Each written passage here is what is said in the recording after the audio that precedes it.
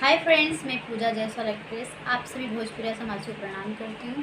हमारे बीच एक नया चैनल आया जिसका नाम है तमन्ना भोजपुरी म्यूजिक चैनल। तो आप सभी लोग उसका वीडियो देखिए और कमेंट्स बॉक्स में ये बताइए कि कैसा लगा आप सभी को, और लाइक कीजिए, शेयर कीजिए और ज़्यादा से ज़्यादा सब्सक्राइब कीजिए। Thank you.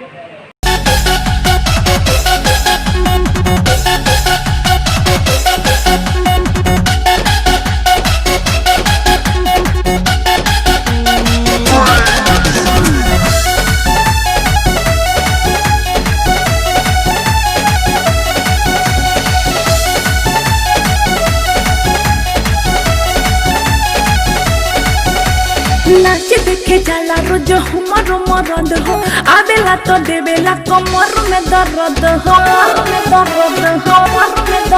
आगे नाच देखे जाला रोज हमारो मरद हो, आवेला तो देवेला कमर में दर्द हो। अब उनका चलते ना लागो ताऊ भैया ना, अब उनका चलते ना लागो ताऊ भैया ना। सुतलो में चुमा मांगो तार सोइया ना, सुतलो में चुमा मांगो तार सोइया ना।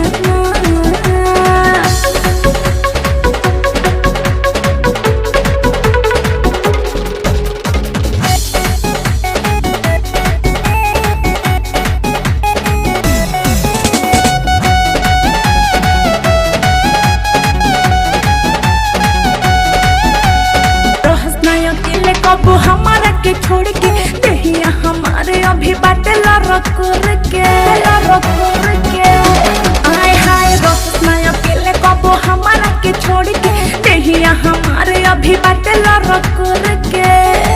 रोज खोजता रे खाए के मलैया ना, और रोज खोजता रे खाए के मलैया ना। सुतलो में चुमा मांगो तार सोइया ना, सुतलो में चुमा मांगो तार सोइया ना।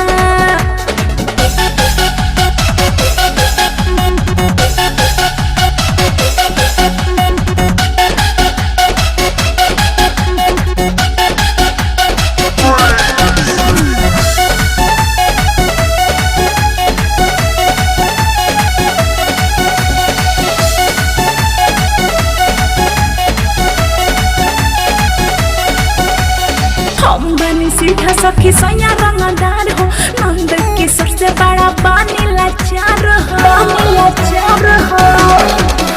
हम बनी सीधा सखी सैया रंगदार हो, नंद किशोर से बड़ा पानी लाचार हो।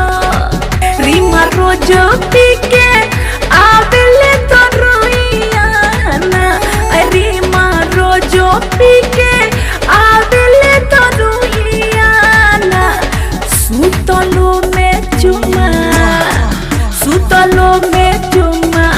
मांगो तार सोइया ना, सुतलो में चुमा मांगो तार सोइया ना। रे नाच देखे जाला रोज हमारो मरद हो, आवेला तो देवेला कमर में दर्द हो। अब उनका चलते ना लागो ताऊ भैया ना, अब उनका चलते ना लागो ताऊ भैया ना। सुतलो में चुमा मांगो तार सोइया ना, सुतलो में चुमा